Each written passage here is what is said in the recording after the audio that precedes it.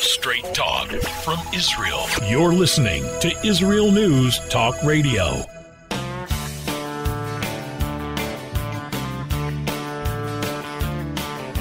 Welcome to Returning Home. I'm your host, Natalie Sapinski.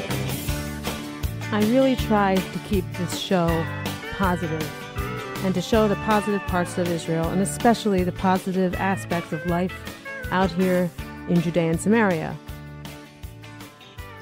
But that doesn't mean ignore the hardships and ignore the reality and the difficulties. And as many of you follow the news and read what goes on here, you see there are tragedies, and it is hard. It is hard to swallow some of the stuff that goes on, and it's just not fair. We got this week the horrifying news of a woman my age, 52. I'll be 50 in 2 weeks. A runner. She was out running during the day, and she was found murdered the next morning. Her face had been bashed in by a rock. Now, what kind of animal does that? What kind of person does that to a obvious, non-threatening woman who's just running? I don't understand. I don't want to understand a human who's capable of doing that. None of us do. And it's hard. It's hard to answer questions when people say, how can you live there? Isn't it dangerous? And so often I say, no, it's fine. You just have to be strong. You just have to be brave. But then you get news like this every so often. And unfortunately, it does happen. And what do you tell your kids? It's very hard to look at your kids and tell them everything's going to be okay. I walk by myself every day too in the hills. It's hard. It's a hard thing to deal with.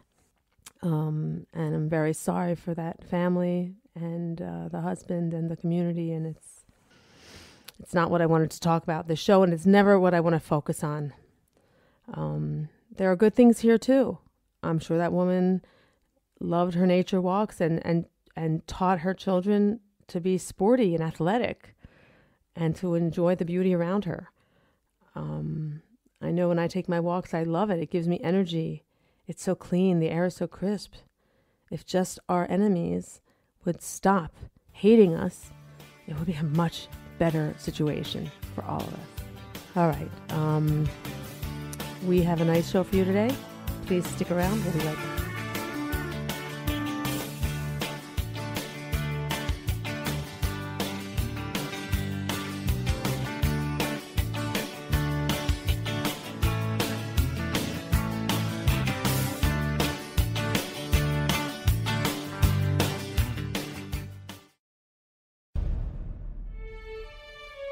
Israel is located in one of the most volatile areas in the world. Israel is an island of stability in a sea of war and unrest. In the midst of this turmoil, Israel stands out as a beacon of order and human progress. Each week we update you on what's happening in this, the Jewish state, a true light unto the nations. This is Jay Shapiro. Join me every Thursday on Israel News Talk Radio.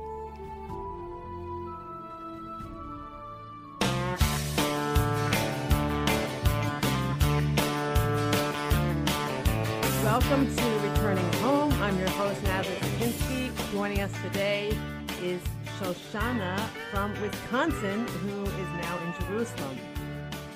You're an important voice because there are probably a lot of people who want to make Aliyah like you did and are scared to come on their own. And it's very easy to say where you're comfortable. So I want you to tell us what drove you to move. Okay? Well, it started honestly with my parents. I grew up with them being very pro-Israel and the idea of moving to Israel at some point. So it was something that I was exposed to at a very young age. And then I just grew up loving Israel. I came to Israel on a family trip, I think when I was in like 4th grade. And then my class did a trip to Israel when I was in 8th grade. And so I just kept coming back and I kept loving the country more and more. And I came to look at schools when I was a senior in high school. In the end, I decided to just go to college in Milwaukee. But I told myself that I would come back afterwards and work here. And so after I finished up college, I found an internship program. It was Pathways Plus for Women. All right, so you're a Jewish religious girl. Yeah. And so you grew up with Israel in your life. And Yes. That sounds very natural and normal. And it seems like everybody who grows up a religious Jew anywhere in the world should be here. Doesn't it? It does, but I definitely understand where the feeling kind of has to come from inside. Like it's a combination of external impactors and also what pulls you, I think. Well, if you're praying, and I'm just playing devil's advocate here, but if you're praying to Yerushalayim and you're doing all these mitzvot and keeping all these rules, which are coming from the Torah, and this is our homeland, and you're repeating this in your prayers day after day, doesn't it seem obvious that you should be here? It does, but I found that not everything is as obvious to some people as it is for others. It very much needs to be for the individual person at the right time, because if they come at the wrong time, it could honestly result in them moving back. Yeah, but we don't have time to like play around. I mean, in the world. You know what I mean? Yeah, I understand that. I mean, I don't understand why people think they just have all the time. They don't have that much time. We don't have much time here in this world. I just find that ridiculous. I mean, I get upset with myself that it took me so long to get here. I used to kick myself, like, why did it take me so long? And I wasn't raised religious, so I cannot imagine people who are. I just don't understand why they're living this full Jewish life from head to toe, not here. I find that bizarre. But you're from a whole community like that. I mean, I'm guessing a religious community in Milwaukee. It's a thriving community, I understand. Yeah. And it's not just Milwaukee, many places in America and England and France, other places too. How old are you? Tell me what you're up to and how you've been going here. I'm 26 now. What have I been up to here? So 2 years, right? Yeah, I'm into my third year. Honestly, still figuring stuff out, but getting more direction each day. I'm working on setting up my own business. I went to college for baking and pastry arts, so I'm working on setting up my own baking business. Now, that is amazing. You went to college for baking and pastry arts. I love it. Yeah, I mean, I did look at specifically culinary schools, but it happens to be that the Technical College in Milwaukee has a culinary and baking program. So I went there, I think I was there for a total of 4 years. I took an associate's degree and turned it into a longer program by taking additional classes that I thought would help me, or took some business classes as well. Good girl. All right, let me just back up a little bit. You told me when we were speaking yesterday that you came here at the end of 2018. Yes. And you came as a single girl. Yes, I did. And you are not single anymore. I'm not. Well, I was already dating my now husband when I came. It happened to be that I was here, while I was here on my internship program, I was introduced through a friend to her cousin, and we ended up starting to date. I met him in June. I went back to the U.S. in August, at the beginning of August, and 3 months later I came back on Aliyah.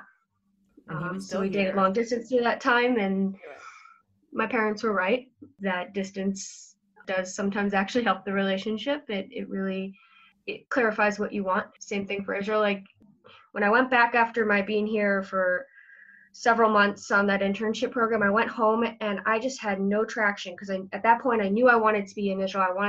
But I was also at home. I needed to pack, and my mother even told me, like, Shoshana, you need to be in Israel. It was very, very clear. Mm-hmm. Coming home, being with my family, but also packing up for Israel, but I wasn't there yet.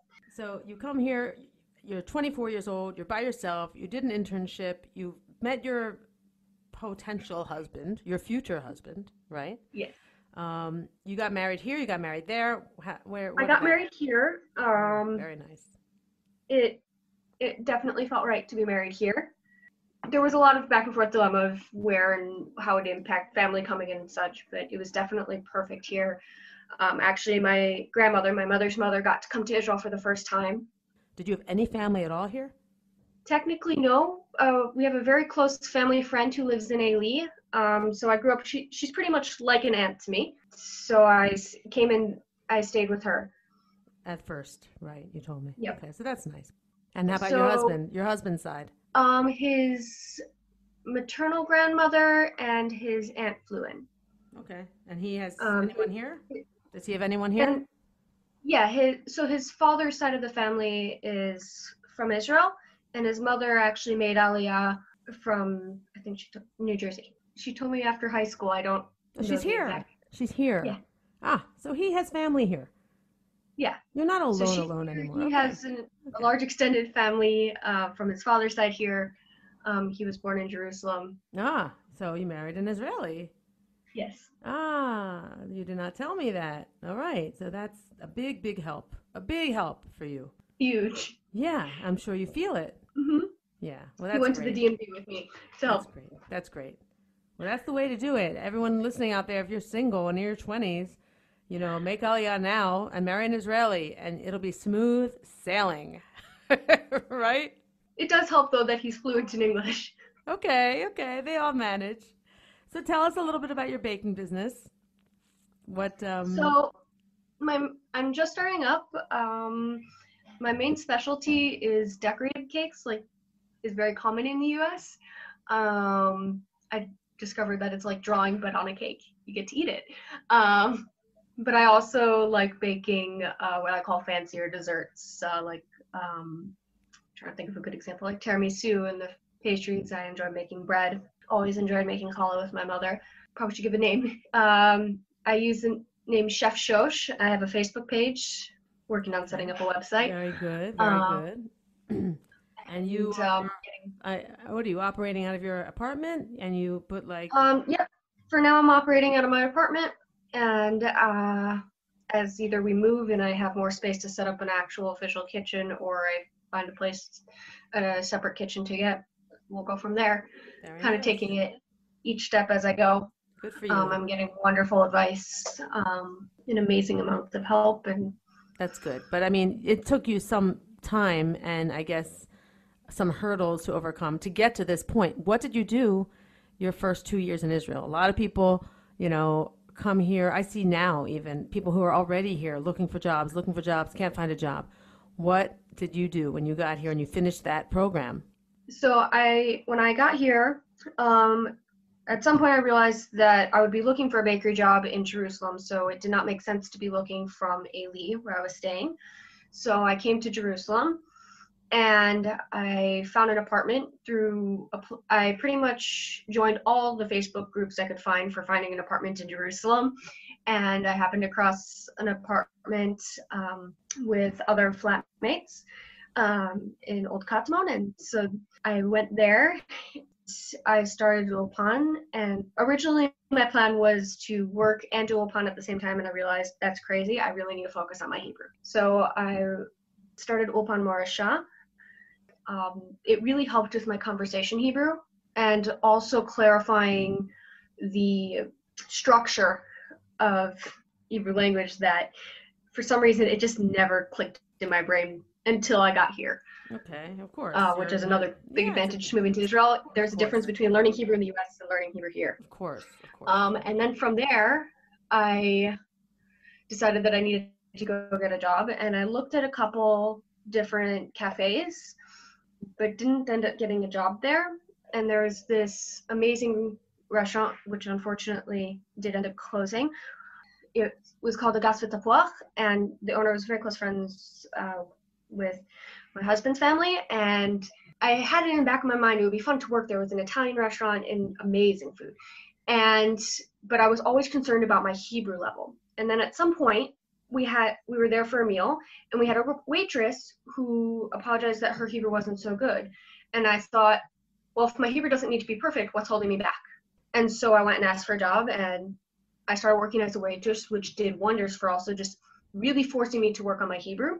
Originally I was starting to work mostly with the English-speaking customers, but it really did force me to have to work on it, which was great because at that point I was out of the Ulpan setting. All right, you've just said a lot of very important points, and I just want to stop you there and highlight them for our listeners, because It's very important, everything you went through and how you discovered what you really needed.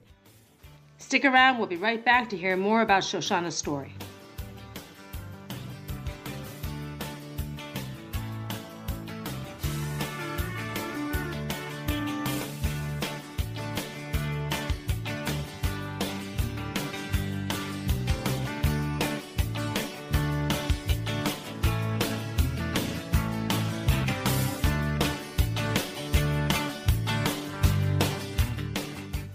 The Tamar Yona Show. Tamar? She's sassy. She's smart. She's funny. But she's also a real Jewish mother. Hi, everybody. I'm Tamar Yona. And yes, I can be all of those things. But at Israel News Talk Radio, I'm here to bring you the news stories and guests that you may not hear anywhere else. Join me live on air Sundays, Mondays, and Tuesdays for the most unique and bold talk radio in Israel. The Tamar Yona Show. Psalm 23, the Lord is my shepherd, I shall not want. Did you know this psalm and many others were composed by a Jewish shepherd and musician who later became a king? Would you like to know some of the inner meanings of Psalms to help you connect with God and strengthen your soul? An exciting and easy-to-read book is now available which will help you do just that. Software for the Soul, Psalms for Everyone, available on Kindle, Audible, and Amazon.com. Software for the Soul.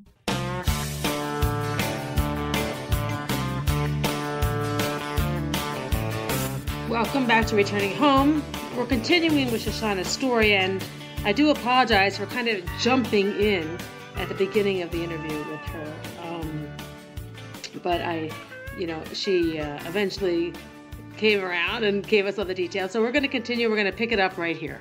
I'm going to just go back a little bit so those of you who didn't catch the first part can just hear a little bit of where we ended. Like originally I was starting to work mostly with the English speaking customers, but it really did force me to have to work on it, which was great because at that point I was out of the Ulpan setting. All right, you've just said a lot of very important points, and I just want to stop you there and highlight them for our listeners because it's very important, everything you went through and how you discovered what you really needed. First, you thought Ulpan was so important, you needed to know Hebrew, and should you get a job or should you learn Hebrew? No, I need Hebrew. So you go to Ulpan, I guess that was 6 weeks, right? I was there for 4 months. Okay, so 4 months of not any income, and you're going I was very much relying on what I got from the government right? at that point. And you're going for 6 hours a day, something like in a classroom. You're making friends, right? It's not like horrible. Right. But correct, you're working on your Hebrew. You're working on your Hebrew 4 months. You're telling me. So that for a lot of people, that's very daunting. Not working, not progressing in life, except for getting this language, and it's almost like putting your life on hold, right? It is. I recognized that while I did learn Hebrew going to Jewish schools all the way through 11th grade, my Hebrew was very much a mess. Okay. Some people just slow down. Wrong tenses and everything, and I recognized that if I was going to advance here and live here, I needed to get it straightened out. Okay, good. And did it advance you somewhat? Yes. Okay. But even so, you still are telling me now that you felt insecure about getting a job because it still wasn't good enough. And I just want to clarify to our listeners that we will always be immigrants, people who came here later in life, and our Hebrew will never be perfect. But what you need is the confidence to go out there. And when you went to that restaurant and saw that waitress and heard her admit openly, I'm sorry, my Hebrew's not that good, must have been great for you. And you just told me, if hers isn't so great, so why does mine have to be so great? And I mean, that's 100%. You're 100% right. I don't think that should hold anybody back from anything. Nobody has everything. You know, like when people put out, we're looking for Aleph, Bet, Gimel, Dalet in a job applicant. If you have 3 of them or 2 of them, that's, just go anyway. You know what I mean? Go anyway. You're not going to have it all, right? Also, I firmly believe that we are sometimes our own worst critics, and we become perfectionists, and we become worried that it's not good enough to be in this Israeli environment. But really, what's going to improve it? Going into this Israeli environment. That's right. So That's right. And getting out there. So good for you. I'm glad you went through that. And tell me what happened afterwards. You got a job at the restaurant. So I got a job at the restaurant. I worked, when did I forgot exactly when I started working there, but I worked all the way up until they closed. The owners decided to close it at the end of the year 2019. So you got a job as a waitress or a pastry chef? I was working there as a waitress. Yeah, I occasionally helped with other things here and there, but it was really just a waitress job. And honestly, that was fine with me because I've discovered that just knowing my job is nice, but when I know other jobs in the food industry, it helps with my perspective on customer service, where I want to be. I worked at a wholesale bakery at one point, and it was a great experience, but I also realized that I needed to have some customer interaction. Okay. Right. Okay. Just like anything. And right. so I figured you can learn lessons anywhere, and That's right. That's right. You can. So I went with it. That's what your 20s are for. Learning. Really. Okay. So now you're doing your own thing, and I'm going to write this up on our summary. Say it again, the name of your business. Chef Shosh. Spell it. ChefShosh.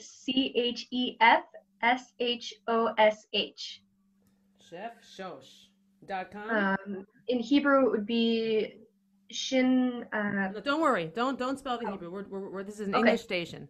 But chefshosh.com. If people want to find you, is that how they'll do it?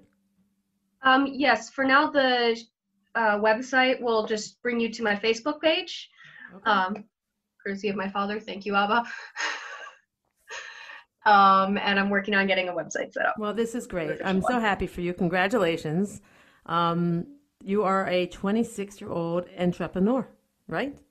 Yep. Awesome. That's great. I love it. You should do well, and people will find you. I hope this show will help your business. I certainly will make an order soon. I am a terrible decorator, and my kids would love something for my birthday, which is coming up. So thank you for coming on the show. Thank you for sharing your story, Shoshana. And best of luck to you. Thank you. Best of luck to you as well. And to any future Olim. Mitsuyan. That's right. That's what we need to hear. Toda rabah. Yom tov. Yom tov. So we had to let Shosh go, but my next guest is someone who lives down south in the country, right outside of Beersheba, in a little community called Omer. His name is Bill Martin. He's in Ole, but he's been here a long, long time, from the 80s. And he actually works at the Ben Gurion University in the English department. And he married an Israeli, and that's what brought him to Israel. He came to Israel for love, and he's going to tell us his story. Thank you, Bill. Thanks for joining us today. My pleasure for being here with you today. Wonderful. All right. So you're in your 60s. You've been here a long time. And I want to hear how you ended up here, being, I guess, nothing like the kind of people who are moving here today. And it was a very different climate in the world, in Israel and in the United States. Why don't you tell us what it was like back then and what actually drove you here? If it's only love, that's also a good story. We all want to hear that. But why don't you just tell us the first time you came? The first time I came was in 1978. I had finished my first degree. I had a social work degree, and I came single young man wanting to see Israel, and I had run out of money from London, so I took a flight to Tel Aviv, and it was really a very difficult trip. I was here for 6 weeks, and I had a lot of problems during the trip. I got sick. I was bitten on a kibbutz. I lost money. It was just not a good trip, and I said I was never going to come back. And because of love, I met my wife in New York a couple of years later in 1982. Mm-hmm. And then we lived in New York for almost 5 years. In 1987, we came to Beersheba, and it was very, very difficult to be in Beersheba in those years when there were very few English speakers, very little. It was really cultural shock, and I knew very little Hebrew at the time. And thank God it was a hard struggle for about 5 years. Okay. And then I started to... But Bill, I mean, I had a guest earlier today. She married an Israeli, and she admitted, it's much easier with an Israeli. You married an Israeli, so you had a leg up on all the, Olim who came here totally alone. Did you feel that difference? Don't you see how easier you had it? Yes, Stephanie, I had it easier. I had a very supportive family from my wife's family, and they were all in Beersheba or in the Beersheba Omer in the Negev, and I did get a lot of support. And probably without them, I don't think I would still be here today. For sure. Without the family support that I had from them. Right. You spoke earlier about having a difficult, and I guess you could say just a bad time when you came by yourself. Was it partly because you were here by yourself? Was it because you were an American in a totally Israeli culture when you were here for that 6-week stint? Was there just a lot of bad experiences, one after the other? I think it was a lot of Natalie, a lot of bad experiences, but also I thought I would. I'm not a very antisocial person. I thought I would meet someone to travel with, other English speakers. I just didn't connect with anyone. I was really 6 weeks here alone. And can you imagine, in a very different culture, a very different mentality of the Israeli mentality compared to the American mentality. And I knew no Hebrew. So it was a very difficult 6 weeks, to say the least. All right. So you had been in London. What were you doing there? Just traveling and meeting old friends from a summer camp that I had worked at for many years. And I had many friends over in different parts of England. So I went there to travel and to be with some old friends. Yeah, it's a shame that none of them came with you here. None of them came. Most of them were not Jewish, so they were not so interested to come to Israel. But they knew I wanted to come, and that's what I ended up doing. Okay, well, you had a bad experience, but you married an Israeli and you came back, and there's something to be said for that. Loyalty. I don't know, Zionism. I mean, if you had met a girl from Ireland and she wanted to move to her family in Ireland, would you have gone there? Well, if she really insisted, you have to live somewhere. I felt I wanted to give it another chance and to give the country another chance. And I had come with my wife and with 2 children. I knew I had a family to support. It's different than coming alone. I had that kind of support and love and background and togetherness that we had. And her family was wonderful, really. My in-laws were wonderful people. So I knew that was behind me. Yeah, big difference. Don't go away. We'll be right back with more from Returning Home.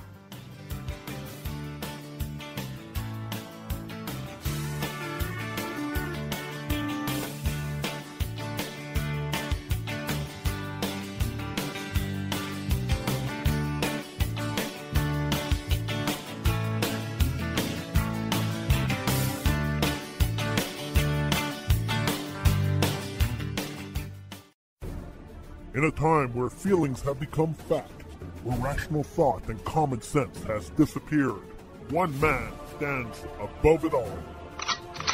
I'm Howie Sobiker, your political hitman.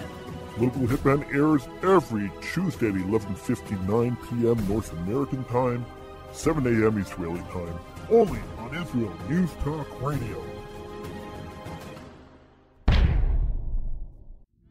Are you interested in transforming your life, drawing closer to the Creator, and uncovering the deeper meanings and hidden treasures in the Hebrew Bible? Then join me, Rav Yitzhak Michelson, and me, William Hall, on The Science of Kabbalah, where we are seeking to narrow the gap between what we understand of our physical and spiritual worlds. So make sure to tune in every Tuesday at 5 p.m. Israel time, 10 a.m. Eastern Standard Time, here on Israel News Talk Radio.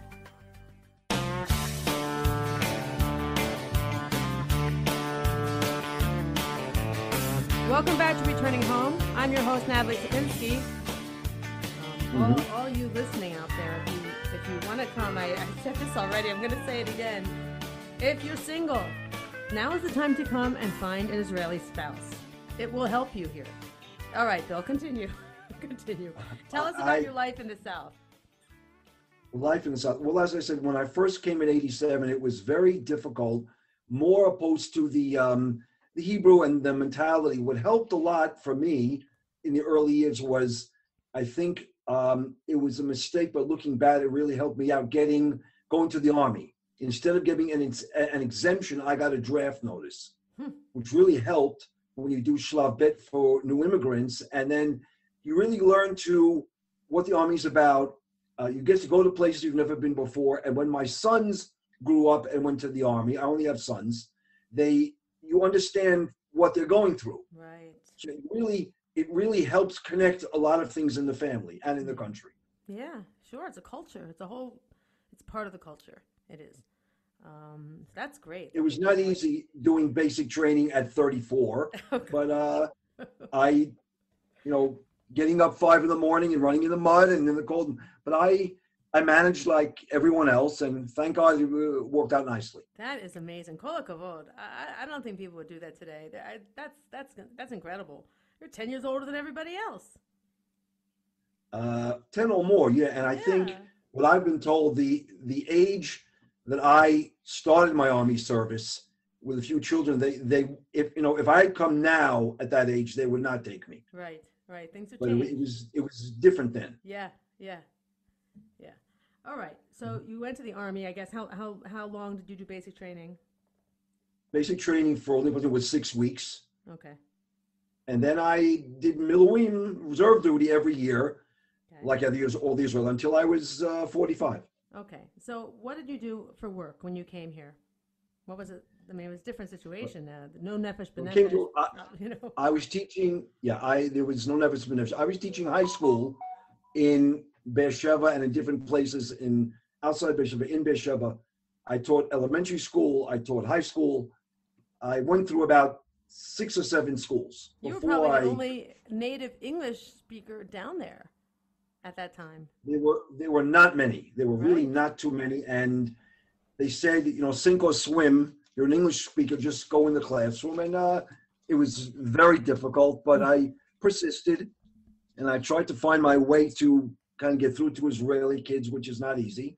Yeah. But thank God it worked out. Yeah. And you worked your way up to get into the university.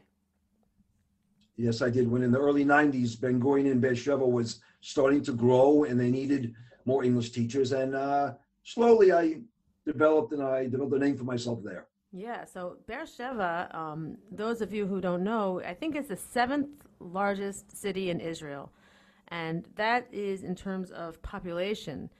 It's a large city. It is growing. Every time I'm there, there's another apartment building. There are cranes everywhere. They have so many malls. I think they have 7 shopping malls there, numerous movie theaters. People are always shopping. It's always crowded. You kind of wonder, is anybody working? Because the shopping is just nonstop. It's always crowded in those parking lots. But the biggest employers, I understand, are Ben Gurion University and Soroka Hospital. And they're across the street from each other pretty much, right? That is correct. They're across the street from each other. They are both growing leaps and bounds. The university has a cyber security department. I know people are starting to move down here. They're building housing in Meitar, probably Omer also. These are communities, a lot like people may discuss, Teaneck and Fairlawn being outside of New York City. Outside of Beersheba, they have these communities also. Yours, Omer, Meitar, Lahavim, right? To name a few. That's true. And I just want to add, I think the whole country has grown, but I don't think over the last 10 years, any area like Beersheba has grown as much. Right. Amazing. They've connected Kvish 6, the Route 6 down here, overpasses and stoplights and traffic circles. And there's actually traffic jams, down here now. It is changed. It has changed. And it is a place, the train line from Tel Aviv comes directly to Beersheba, and there's even a station right connected to the university. It's called University Station, am I right? The North University Station, that's correct. Yeah, and there's like this walking bridge the students take right to class. It's an hour, and I think the city is just booming from some of this energy from the center of the country. Correct. And any young people who want to come down here or are thinking about staying or young families, there's a tremendous amount of activities for families with young children in Beersheba. Really? Tell me tell me about that. They have a few parks that they've put up, one with a giant lake that they're going to have boats in it. They have different areas in the city where they have there's the science center that they've built. Oh, nice. There's different parks that are set up specifically for children. There's really a lot to do. Wow, that is nice. It's very nice to hear. Tell me about your activities with the Light Opera of the Negev. Okay, the Light Opera of the Negev is an organization that's been going on for over almost 40 years. I think it's the oldest English amateur theater group in the country. And they started out doing Gilbert and Sullivan for 10 years. And about the last, 25, 30 years, they've been doing, very well-known Broadway shows. And we are in the middle of, because of the corona, we had to be postponed of doing the Sound of Music. Yeah. We usually do about 8 or 9 shows, and we're one of the few amateur groups that travel around the country. So we usually do 8 or 9 shows between, like, say, in the month of March. And hopefully, if any of the culture and comes back, we have plans to do 7 more shows around the country. Oh, I would love to see The Sound of Music. I know every song from that musical. We really do, as we're amateurs, but it's really a high standard for amateur theater. Yeah, this is a great performance group. I've seen their advertisements. It is this very professional cast and crew, and they travel around. I see you have performances everywhere. Jerusalem, Renana, all over.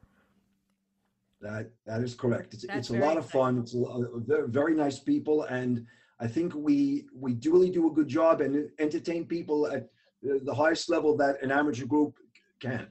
Yeah, it's very nice. Oh, that's great. So how long have you been involved with that? I've been involved. I've been in about 6 years. Very nice. Very nice. Tell me about your family. Okay, I have 3 boys that are all in their early and middle 30s, and I have one son with 3 girls, and I have another son who has a boy. So I have 4 grandchildren. Beautiful, beautiful. Are they living near you down south? No, my oldest son, they're living in Portugal with 3 girls for about 2 years now, and I have one son who lives right in front of me in Omer, so he's on the same ground. So I see the grandson. Very nice. And the third? No, the third boy lives in Beersheba. Okay. What is your son doing in Portugal? My son in Portugal has he's an architect, and he also has Airbnb. He owns land up in Porto as an apartment that he rents out, and he has in the south of Portugal land with 2 houses that he rents out. The people who come to travel for tourists who come. That's just kind of, it's far, and it sounds unusual to me that an Israeli would go to Portugal. Is there any story there? Not really, but a lot of Israelis have been going there. It's because it's not Eastern Europe. It's much more. It has modern elements, but it's much cheaper. It's a much cheaper place to live compared to other countries in Europe. So it's very attractive. That's right. I get it. It's like the Greece of Europe. Okay. In a lot of ways, yeah, that's true. Okay, interesting. Well, I hope for your sake that he doesn't stay there forever. I hate it when Israelis leave, and I think we need everyone here. I agree also, but hopefully he will come back. Sometimes they have to do kind of what they feel they want to try and do something when they're younger, and I hope he'll come back also. That is true. I want him to be here with us. This is where he needs to be here in Israel with us. Yeah, I do see that pattern, and I have always seen Israelis love to travel, and they see the world differently than maybe Americans do. They love to travel, and they just love to get out. They love to get out of Israel. They have no fear at all, and they have this very strong adventurous spirit.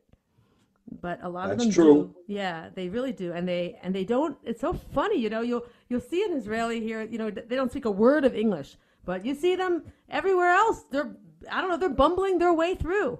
they get this confidence, you know. It's hilarious. And they'll go everywhere. They'll go anywhere. But they do come back. I hope your children come back. And I want to thank you for joining us today. You are inspiring. Your story is great. I love the simple love story, and I hope that other people have these love stories. It doesn't need to be an idealistic reason to come to Israel. You don't need to be this burning Zionist. You could fall in love with an Israeli. That's also good. And that's also, I would listen. Whatever it takes, just to come. Yeah, whatever it takes. Absolutely. Well, thank you so much. Have a great week. Toda rabah. Well, it was my pleasure. Thank you. And that's a wrap. Thank you all for joining us this week. We'll be back same time, same place next week. Shabbat Shalom.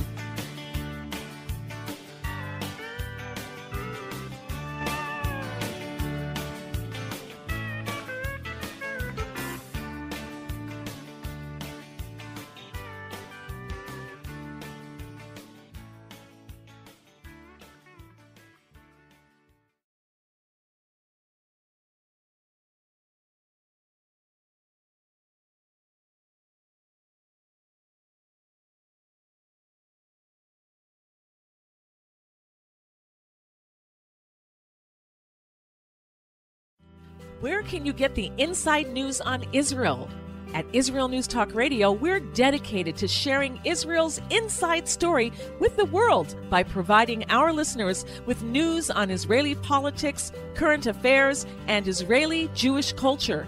The Israel News Talk Radio homepage also provides you, the listener, with useful information at your fingertips, with scrolling news headlines, weather, currency exchange, Shabbat candlelighting times, and so much more. Our radio programming is always accessible and on demand. We operate absolutely free of charge for everyone, everywhere. If you love what we do, partner with us now by becoming an Israel News Talk Radio supporter. With your support, you'll be inscribed on our Israel News Talk Radio Wall of Fame. There's nothing like us in the world. Be part of something great. Israel News Talk Radio. Straight talk from Israel.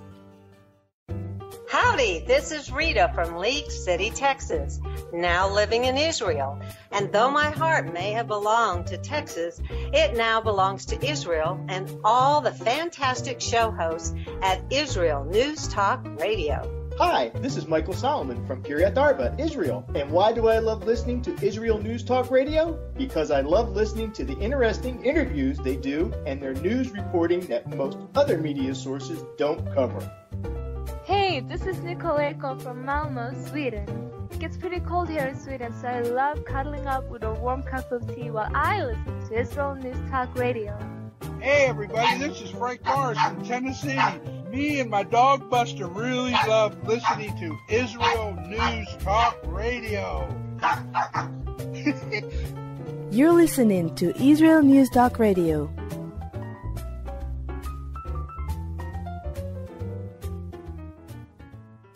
News, opinion, and more. You're listening to Israel News Talk Radio.